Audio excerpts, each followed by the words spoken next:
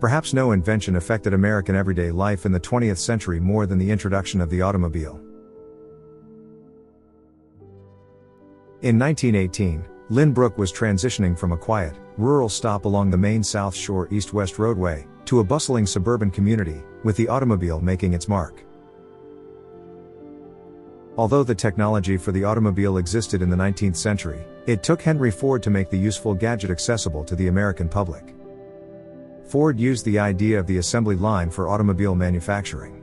He paid his workers an unprecedented $5 a day, when most laborers were bringing home $2, hoping that it would increase their productivity. Furthermore, they might use their higher earnings to purchase a new car. Ford reduced options, even stating that the public could choose whatever color car they wanted, so long as it was black. The Model T sold for $490 in 1914, about one-quarter the cost of the previous decade. By 1920, there were over 8 million registrations.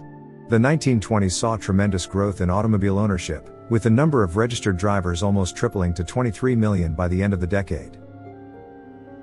Art Matson, Lynbrook historian and author, noted in his book, The History of Lynbrook, with the rising popularity of the motor vehicle, traffic control became an ever more dangerous job.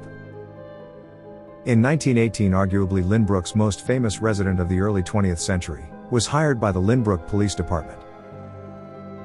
Frank S. Short was born July 10, 1877, in Holyoke, Hampton, Massachusetts, to Frank Short Sr. and Mary Hartlett Short, both Irish immigrants. In 1897, Frank married Rose Dowd. Frank was not very tall, and rather portly, and wore a great Irish smile. Arthur Matson said of Frank Short, "Shorty the cop was a traffic patrolman at Lynbrook's famous Five Corners from 1918 to 1926. In those 8 years he became a Long Island landmark." Frank had a dangerous job, directing traffic through Lynbrook's main intersection from each of 5 directions, in the days before traffic lights. The Los Angeles Evening Express, in an article dated February 7, 1921, made reference to the fact that Lynbrook's Five Corners was one of the busiest automobile traffic intersections of the era.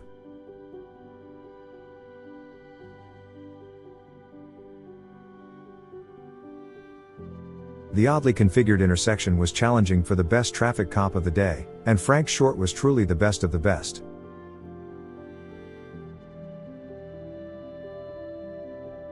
Lynbrook historian Art Matson explains, "Shorty directed this vehicular mayhem with a shrill police whistle, crisp arm movements, a broad Irish smile, and a sense of style that kept pedestrians and drivers grinning.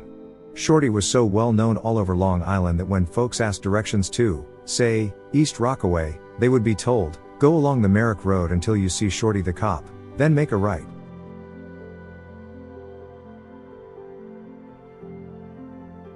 Longtime newspaper columnist for the Brooklyn Daily Eagle Charles Sigfirth reported on an encounter he had with a Mr. Henry Atwood, in a September 1923 Brooklyn Daily Eagle article. Sigfirth explains, Henry Atwood is seeking a place on Long Island where he can settle for a quiet existence, in which he can have no knowledge of the existence of modern progress, which annoys him. Henry Atwood will not live in Lynbrook, Sigfirth goes on to say. Atwood investigated for himself and compiled his own data.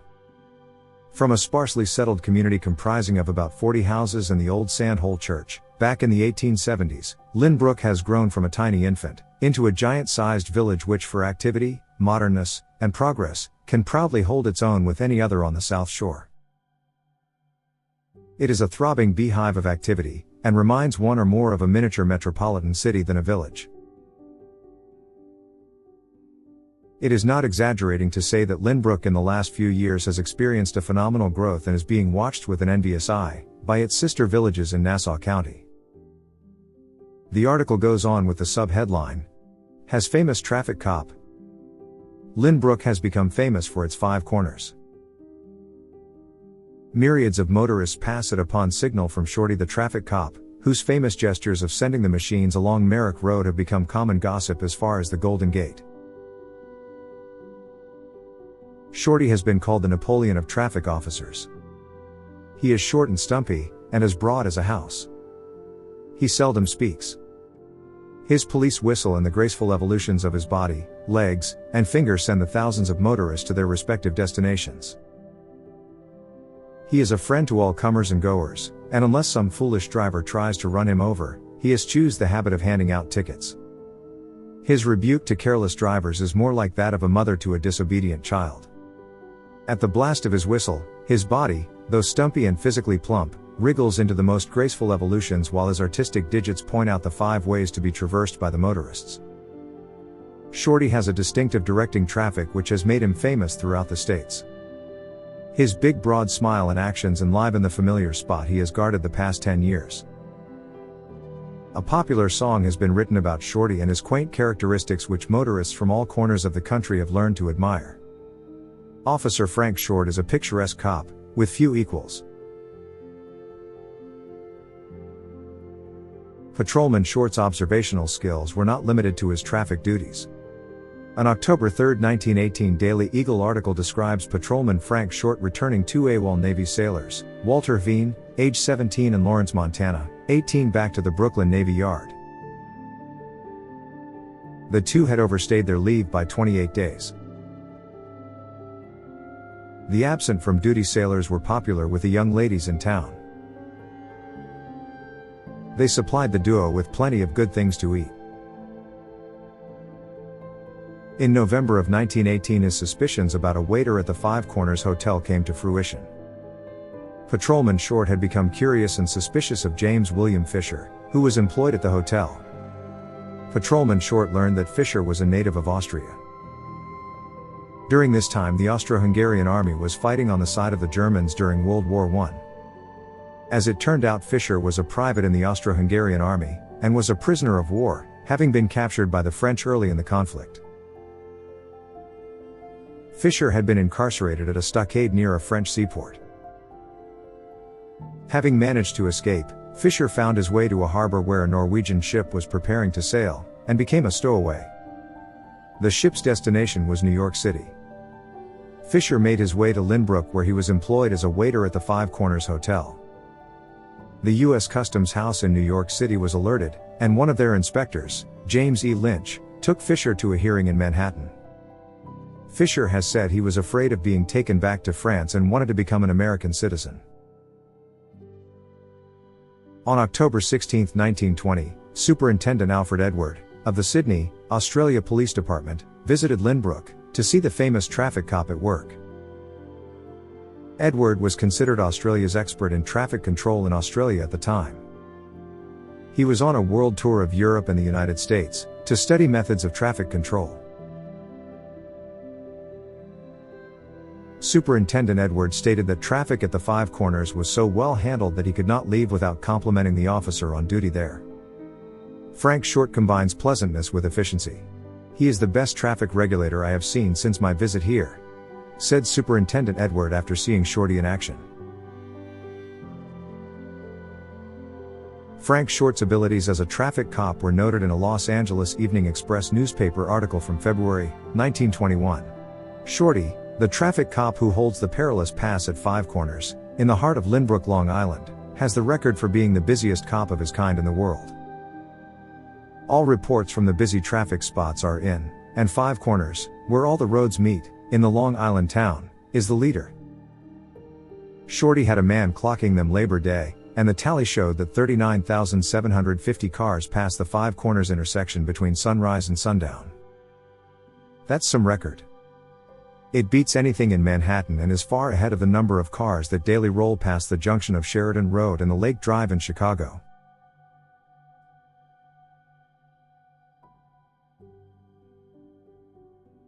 Officer Short's traffic duties earned him $35 a week, according to a January 6, 1921 Brooklyn Times-Union article. Shorty's fans showed their appreciation for his hard work during the holiday season, netting him $166 in cash, 23 boxes of cigars, 3,000 cigarettes, gold stick pins set with precious stones, silk ties, handkerchiefs, gloves, socks, wine, and almost everything else, except an automobile. Shorty's job as a traffic control officer could be extremely hazardous to him. A Times-Union article from 1920 heralded the fact that Frank was back on the job, after recovering from injuries received when an automobile struck him.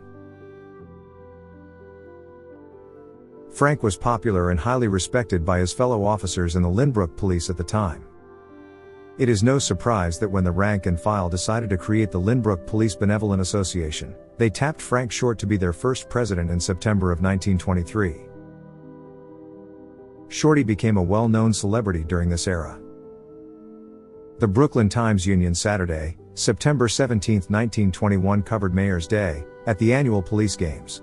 The article went on to say that the day started with over 300 guests having luncheon at the Waldorf Astoria Hotel at noon. Following the luncheon, the guests were ushered by automobile to the Gravesend racetrack to witness exercises of the NYPD. On that day, festivities were held in honor of then Mayor John Hylan. Attendees of note at the function included General Appleton, prominent politicians of the day, Harry Houdini, who performed his famous straitjacket escape while suspended in the air, daredevil horse axe, as well as politicians and dignitaries from the metropolitan area, including Frank Short, who was incorrectly listed as Lynbrook Chief of Police. In total, over 40,000 people attended the event. The New York Times reported $256,000 was raised. Frank Short was praised for his performance for the Lynbrook Knights of Columbus Minstrels on November 13, 1922. The Brooklyn Times-Union article alluded to the fact that Frank was so well received that he might give up his police work to become a performer, as all the world loves an actor. He performed before 1,400 people at the function. Madison Square Garden, New York City was the scene of a monster benefit on Wednesday night, December 6, 1922, when the Hebrew Educational Alliance of the village gathered with their many friends.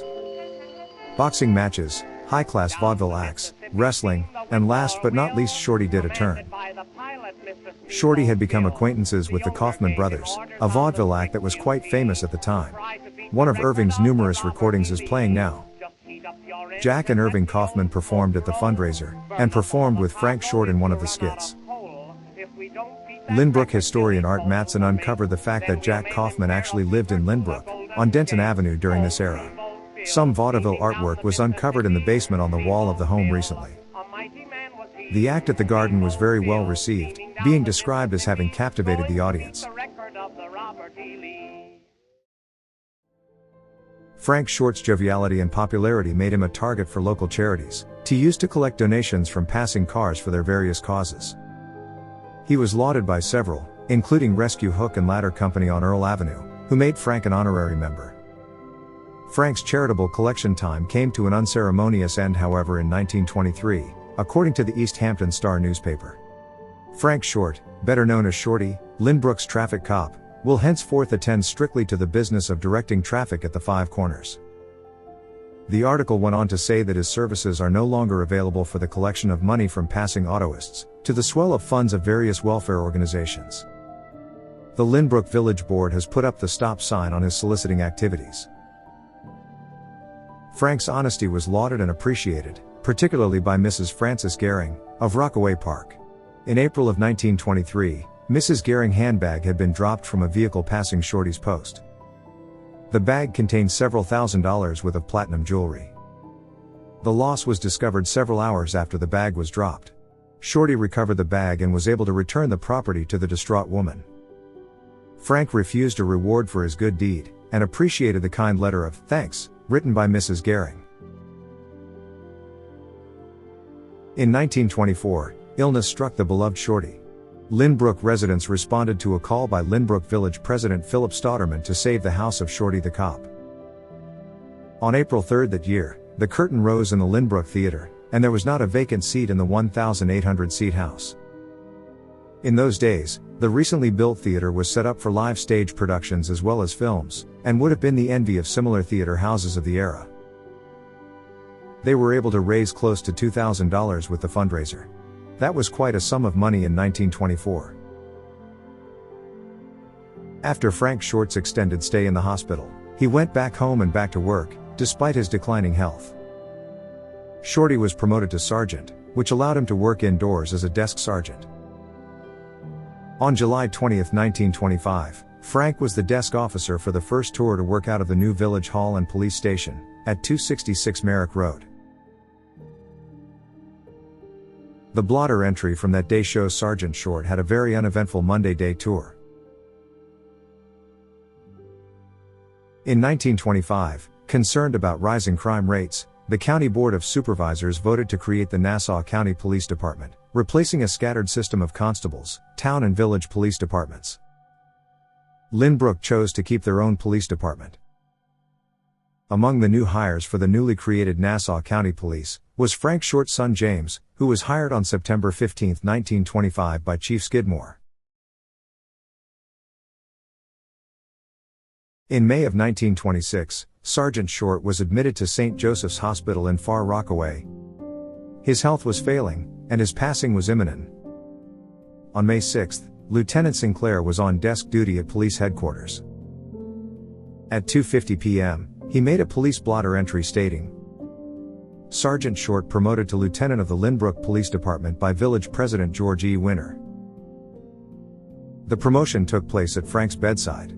Just a few minutes later at 3:03 p.m. the official police blotter entry stated, "Lieutenant Frank Short passed away in St. Joseph's Hospital, Far Rockaway." The village president and Chief Lester Chadwick were at his bedside when he passed. The sad news of Frank's passing spread across the country in numerous newspaper articles. Art Matson recalled the event in his book, The History of Lynbrook. Frank Short was much loved by the residents of Lynbrook. When he died of natural causes in 1926, his body lay in state, with a police honor guard, in Lynbrook's municipal building. An overflow crowd of 2,000 people attended. Frank was laid to rest in Rockville Cemetery, just a few blocks from the Five Corners intersection that made him famous. Tales of his life live on to this day.